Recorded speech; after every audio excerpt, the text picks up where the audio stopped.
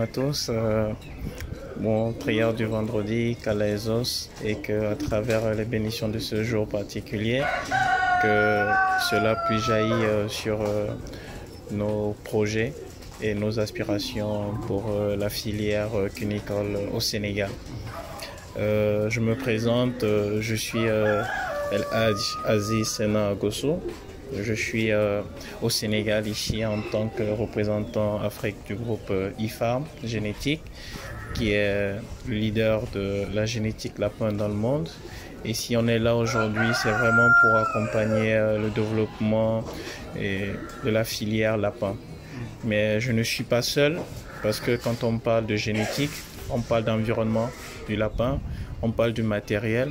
Et il faut savoir que le travail du lapin de chair est un travail professionnel qui nécessite des éléments vraiment précis et concis dans le matériel de levage. C'est pour ça que pour la première fois, et ça c'est inédit, depuis un siècle, on n'a jamais vu ça sur notre continent africain. C'est pour la première fois qu'on a à la fois la génétique de chair représentée, mais mieux encore le leader du matériel de levage, c'est-à-dire lapin, avec nous. C'est ça qui donne lieu aujourd'hui sur la présence de notre stand, partenariat avec Boutou, qui a été quelqu'un qui a accompagné ce travail de chair, travail de levage. Je veux dire merci au PDG de Chaboti, voilà, qui, c'est la première fois lui-même il frôle le sol africain, pas dans un cadre professionnel uniquement, mais dans tous les cadres. C'est la première fois il vient en Afrique, donc je vais laisser le directeur de Chaboti, qui a également fait déplacer son directeur commercial. Voilà, dire un mot par rapport à tout cela.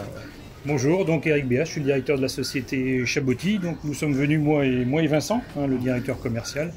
On s'achève aujourd'hui une semaine de déplacement sur le Sénégal. On a pu voir quelques élevages, on a pu voir quelques projets, et donc c'était une première approche pour nous. Et comment vous avez apprécié l'élevage du Sénégal? Je dirais que on n'est pas dans les mêmes dimensions que ce que l'on rencontre habituellement en Europe. Néanmoins, on sent déjà un certain dynamisme et une volonté d'avancer. C'est déjà ça.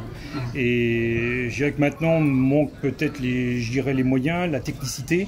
Mais bon, je dirais des personnages comme Aziz sont là en effet pour essayer de faire la synthèse entre les besoins sur la partie génétique, la partie matérielle, la partie technicité, qui assurément permettront dans un bref avenir, je pense, de développer la filière cunicole sur l'Afrique.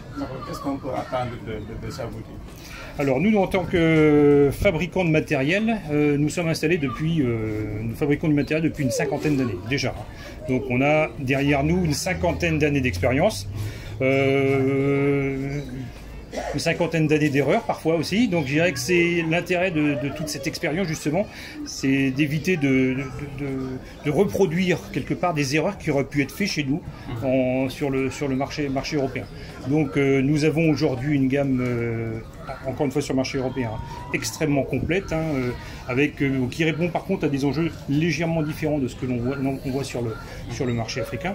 Donc on arrive en déclinant les gammes que l'on a développées durant les dernières années, à développer une gamme de cages permettant de répondre à un besoin, cette fois-ci typiquement africain. Je suis là vraiment sur un aspect génétique, mais sauf que je n'interviens pas que sur l'aspect génétique, parce qu'il faut voir qu'il faut remettre en fait le contexte de l'élevage de chair en Afrique dans un contexte précis. Ouais, tout à l'heure vous avez les mots du directeur Eric Béas de Chaboti. C'est arrivé un moment, le fait de sortir, le fait de côtoyer l'excellence dans la cuniculture m'a permis de prendre connaissance du matériel européen utilisé. Ayant fait mes débuts et mes preuves au niveau de la cuniculture africaine, je connaissais les insuffisances en termes de matériel de levage en Afrique. Et j'étais conscient qu'avec ce qu'on a, on ne pouvait pas vraiment aller loin. Et derrière, je savais aussi pertinemment que le matériel européen n'était pas forcément adapté en tout point à ce qu'il nous fallait, et aussi pour une question de prix. Parce que si je ramène et que c'est 10 fois, 20 fois plus cher, je n'ai pas forcément apporté une solution. Ça sera uniquement pour une niche de personnes. Et c'est pour ça que je remercie Eric qui m'a accompagné dans cette vision-là. Parce que je lui ai dit, je veux une cage made in Africa. Une cage qui sera adaptée, appropriée pour les éleveurs africains à un coût abordable. Et c'est comme ça que est née, en fait, la première cage industrielle lapin africaine, qu'on a baptisée la cage Ibidon. Ouais. Et c'est la raison aussi de notre présence à la Fiara, sur ce stand-là. C'est déjà pour présenter aux gens, vous voyez cette cage-là, pour montrer l'avantage. Ouais. Quand vous faites un peu l'analogie avec la filière avicole, vous allez voir si l'aviculture s'est développée, c'est pourquoi? C'est parce que les aviculteurs ont une charte en termes de bâtiments, en termes de matériel d'élevage, abreuvoir automatique, mangeoire automatique. Et là, de l'autre côté, au niveau de la filière cunicole, c'est vierge, il n'y a rien.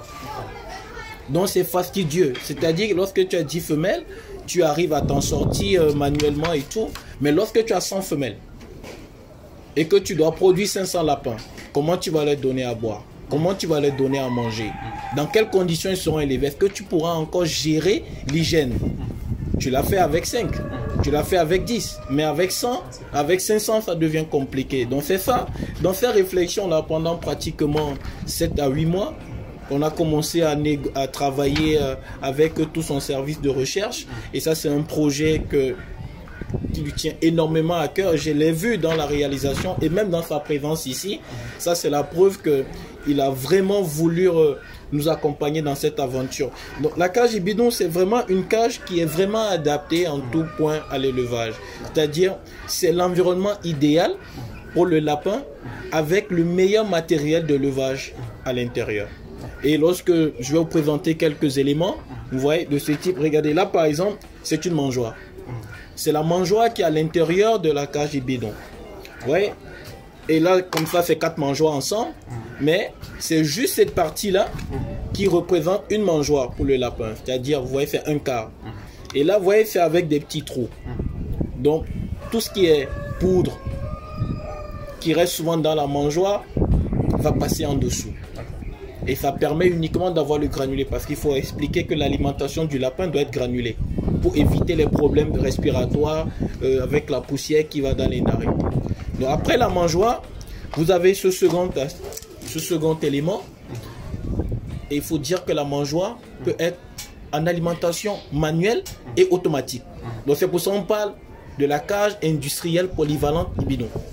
C'est-à-dire, tu peux l'utiliser en manuel ou tu vas mettre, et c'est encore plus facile, pourquoi? Parce que quand vous ajoutez l'aliment au niveau d'un entonnoir, parce que tout ceci est relié à un entonnoir. Vous voyez l'entonnoir là, rouge là, il permet de desservir directement les 4 mangeoires. Donc au lieu de faire 1 à 1, ouais, je ferai 4-4. Donc le travail va plus vite et avec l'entonnoir, j'ai un stock d'aliments qui peut rester pendant 2 jours. Donc, vous voyez, ce n'est pas tous les jours que je vais passer pour nourrir mes animaux. D'accord? Donc, après cet aspect alimentation manuelle qui peut être automatisé, toujours sur la même cage, on passe à l'aspect abreuvoir. Vous voyez? Ici, vous avez des rampes d'eau. Vous pouvez voir l'épaisseur. Et la particularité de ces rampes, c'est qu'elles sont isothermes. C'est-à-dire, quelle que soit la température à l'extérieur, cela ne va pas faire chauffer l'eau à l'intérieur.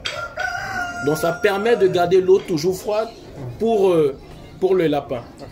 D'accord? Et là, vous avez une pipette qui est 100% inox. Et quand on parle de l'eau, ne veut pas dire que si vous allez mettre l'eau au soleil, quand ça va venir ici, ça va refroidir. Hein. Il faut qu'on comprenne. Parce qu'il ne faut pas qu'on me dise que j'ai dit ce qui n'existait pas. D'accord? Voilà. Donc, et quand je dis ça, c'est pour faire, c'est par analogie par rapport au petit tuyau plastique transparent qu'on a. Vous voyez? Et lorsque le tuyau est transparent, aussi, par rapport à l'eau, vous pouvez facilement développer des algues. Et ça peut être source de maladie pour vos animaux. Donc c'est pour ça qu'il faudrait vraiment un tuyau qui empêche la lumière de pénétrer à l'intérieur. Et vous voyez ça, c'est vraiment dur, c'est du solide. Donc, dedans, vous avez ça. Ça, c'est la pipette, 100% inox. Vous voyez, type lapin. Vous voyez? Et ça, c'est également dans la cage. Et ça va également en abreuvoir automatique. Donc, toujours à l'intérieur de cette cage, nous avons ce matériel qu'on appelle le repose-pattes. C'est-à-dire, c'est vrai, le lapin doit rester sur du grillage. Mais sur ce grillage-là, il lui faut un espace où il peut reposer les pattes. Ceci est différent du caillebotis. Il ne faudrait pas recouvrir complètement la cage avec du repose-pattes, mais c'est juste un espace, et généralement au milieu de la cage, où il peut s'y mettre de temps en temps pour se reposer. Ça veut dire repose-pattes. D'accord? Et toujours dans la même cage, vous avez ceci qu'on appelle une boîte à nid. La boîte à nid, c'est l'outil dans lequel la lapine, elle va aller mettre bas. Et il y a une petite cloison, c'est-à-dire une petite séparation qui n'est pas définitive. Vous pouvez la mettre ou l'enlever. D'accord? Et ça permet en fait que la cage soit polyvalente, c'est-à-dire maternité et engraissement. Lorsque c'est en maternité, vous allez mettre la cloison, il y a une petite porte au-dessus qui permet à la lapine de pouvoir quitter la cage et entrer dans la boîte à nid qui est juste en dessous. D'accord. Ouais, et toujours dans cette optique de perfectionner, on y a ajouté un pied qui permet à chaque éleveur qui a envie de s'acquérir de cette cage, parce que c'est un cas de 12 compartiments, de pouvoir la disposer un peu partout. Ici, on a vu au Sénégal que bon nombre d'éleveurs... Il y a 12 compartiments, 6 de chaque. Donc pour quelqu'un qui veut commencer l'élevage, c'est idéal pour lui. C'est-à-dire il va prendre un compartiment, de 6 de ce côté pour faire la maternité, et les autres 6 pour faire l'engraissement. D'accord. Ouais, donc ça, c'est vraiment un produit qui est adapté et qui sera, dont on va lancer d'ici peu la distribution sur le Sénégal, une des raisons pour lesquelles on est là, et qui va permettre vraiment de booster le développement de cette filière tout en essayant de créer les meilleures conditions environnementales aux lapins. Mais comme on dit toujours, si tu as une bonne voiture, que tu n'as pas la bonne route, ça ne sert à rien. Si tu as la bonne route, que tu n'as pas la bonne voiture, tu ne peux pas profiter. D'accord? Donc, si on a la bonne route à travers la cage bidon, il nous faudrait avoir la bonne voiture. Et la bonne voiture aujourd'hui, c'est la gamme Optima. On remercie déjà les Sénégalais qui nous ont suivis dans cette aventure. On a fait une importation il y a de cela 3 mois au Sénégal. C'était la première fois que nous avons lancé officiellement la distribution de cette gamme au Sénégal. Et actuellement, on est venu pour constater les résultats. Alhamdulillah, Mashallah, les résultats sont très satisfaisants. Sur près de 120 animaux, on a une portée qui est comprise entre 9 et 16. C'est-à-dire quoi? C'est-à-dire avec cette génétique, vous voyez, on est vraiment dans de la chair. Et quand on parle d'élevage de chair, que recherche l'éleveur? L'éleveur recherche une femelle qui peut lui donner beaucoup de petits, qui peut s'en occuper. Et là, on parle du niveau de lactation des femelles, leur qualité maternelle. Mais mieux encore, ce qu'il veut, c'est être capable de sevrer ces animaux-là. On parle de viabilité. Et que ces animaux-là puissent croître, avoir une croissance rapide. Et il s'est fait que toutes ces conditions-là, aujourd'hui, sont concentrées au niveau de la gamme Optima. Donc, on a 2 lignées. La lignée femelle, en lignée femelle, on a la I+ Optima, on a la Hilar Optima.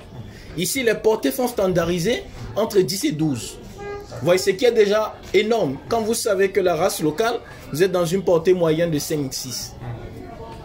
L'autre particularité ici, c'est que avec les lignées mâles que nous avons, vous voyez, sur ces femelles-là, vous pouvez déjà vendre des carcasses de 2 kg, bon, c'est-à-dire de la pointe sur pied, 2 kg à 55 jours. Pour des carcasses moyennes de 1,2, 1,3. Vous voyez, à 55 jours. Or, avec la race locale, il faudrait comprendre qu'on était à un niveau de 5-6 mois pour avoir les 2 kilos. Ceux qui étaient pressés vendaient des lapins à 1,6, 1,7 à 4 mois. À 4 mois et demi. Donc ça permet vraiment à l'éleveur d'avoir une meilleure rentabilité par rapport à tout ceci. Et l'essence aujourd'hui de ça qui nous permet vraiment de nous en sortir ici, c'est l'alimentation. D'accord. Or, on sait, et avec beaucoup de tristesse, qu'au Sénégal, on n'a pas un aliment type lapin. Et ça, c'est la problématique que nous avons. Et on s'est rendu compte de cela. Il nous faut forcément aujourd'hui développer avec qui de droit un aliment qui va répondre aux exigences de la gamme Optima. Parce que quand bien même ils se sont débrouillés depuis des années avec un aliment tant bien que mal, mouton pour les lapins, c'est parce qu'on était dans un élevage de prestige où l'animal n'était pas sollicité. L'animal n'avait pas une exigence de lactation élevée. Il n'avait pas un niveau de rentabilité absolue. Il n'avait pas un niveau de prolificité sollicité. Il ne devait pas donner forcément beaucoup de lapéro. C'était des petites portées qu'on arrivait à gérer. Mais ici, c'est une femelle qui doit vous donner 12 lapéros chaque 42 jours. C'est-à-dire chaque 1 mois et demi, vous devez l'amener à 12 lapéros. C'est une machine de guerre. Et par rapport à ça, il faudrait forcément lui donner le meilleur aliment possible qui va essayer de combler ses besoins. Tant sur l'aspect entretien que l'aspect production pour pouvoir équilibrer les deux. Donc on est vraiment sur cet aspect-là en nous disant il faut absolument que les éleveurs de lapins aujourd'hui puissent parler le même langage. C'est-à-dire on ne fait pas la promotion de quelqu'un par rapport à quelqu'un. On a tous le même problème. Ce n'est pas quelqu'un qui a un bon aliment et l'autre un mauvais aliment. C'est le Sénégal qui a un problème d'aliment. Il faut qu'on puisse regarder le problème en face et que la solution soit globalisante. On ne peut pas apporter des solutions de manière individualisée. Ouais, donc ça, c'est également un autre problème face auquel il faudrait apporter une solution. Et tout ça là maintenant, c'est dire quoi? Tu as la bonne voiture, tu es sur la bonne route, tu as la bonne essence. Mais si tu n'as pas de permis de conduire, tu fais quoi? Tu entres en brousse. Tu ne pourras pas. C'est-à-dire, là maintenant, c'est la partie qui est propre aux éleveurs. Ça, c'est la responsabilité des éleveurs. C'est-à-dire, la qualité du pilote. On doit apprendre, quand bien même toutes les conditions sont réunies, maintenant, c'est la partie qui nous incombe en nous. Et ça, on le voit chaque jour. Les éleveurs ne sont pas formés. On a un faible niveau de technicité des éleveurs. Quand bien même, et ça il faut le dire, l'élevage de prestige, c'est vraiment un élevage amateur. Quand on dit amateur, c'est la passion, c'est la beauté du lapin. Or, ce n'est pas chaque jour que tu vas vendre un lapin beau à un prix exorbitant. Tandis qu'ici, au niveau de la chair, c'est un élevage professionnel. Et quand on dit professionnel, cela nous demande des prérequis. Cela nous demande une formation à la base. Cela nous demande une certaine compétence. Un accompagnement plus approfondi. Tu dois connaître l'animal. Tu dois connaître son environnement. Tu dois maîtriser ce dont il a besoin, selon les différents états physiologiques de l'animal. Donc, le savoir-faire, la recherche de compétences est quelque chose pour lequel aujourd'hui, les Sénégalais doivent être en mesure aujourd'hui de s'y investir. Donc, vous voyez que ça fait à peu près tous les éléments et tous ces éléments-là, aujourd'hui, on essaie d'apporter des solutions à travers des partenariats, à travers un appui régulier au niveau des éleveurs. Parce qu'il faut dire, et récemment, on avait fait une conférence, j'avais animé une conférence à Dakar, et là, on est même en train encore de programmer encore une autre grande séance de formation des éleveurs, toujours pour pouvoir booster cette activité. D'accord, Aziz, merci. Vous avez un site web où on peut trouver les informations? Oui, le site internet, c'est-à-dire au niveau de la génétique, vous allez, c'est ifarm, c'est écrit là. Vous avez www.ifarm.fr.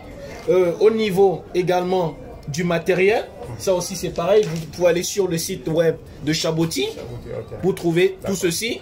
Tout comme vous pouvez également aller aussi sur le site internet de Ibidon, www.ibidonfarming.com. Vous allez trouver toutes les informations nécessaires. Et même au niveau du site, il y a des drapeaux. Vous allez reconnaître forcément le drapeau de votre pays. Cliquez dessus, ça va vous envoyer vers les responsables de vos pays.